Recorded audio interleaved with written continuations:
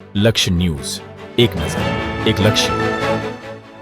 બનાસકાંઠા જિલ્લાના દાંતા તાલુકાના આંબા ઘાટામાં ધરોઈના પાણીનો વ્યાપક બગાડ. બનાસકાંઠા જિલ્લાના દાંતા તાલુકામાં આવેલા આંબા ઘાટમાં છેલ્લા 2 દિવસથી ધરોઈ ડેમના પાણીની લાઇનમાંથી વ્યાપક પ્રમાણમાં પાણીનો બગાડ થઈ રહ્યો છે. પાણીની પાઇપલાઇનમાં મોટું ભંગાણ સર્જાવાને કારણે લાખો લીટર પીવાનું અને સિંચાઈનું કિંમતી પાણી રસ્તાઓ ઉપર અને નીચાણવાળા વિસ્તારોમાં વહી રહ્યું છે. છેલ્લા 48 કલાકથી સતત વહી રહેલા પાણીના કારણે મુખ્ય માર્ગો પર પાણી વહી રહ્યા છે. એક તરફ ઉનાળામાં શરૂઆતમાં પાણીની બચત કરવી અનિવાર્ય છે, ત્યારે બીજી તરફ આ પ્રકારે થઈ રહેલા બગાડને લીધે આગામી દિવસોમાં ગામમાં પીવાના પાણીની તંગી સર્જાવાની ભીતિ પણ સેવાઈ રહી છે.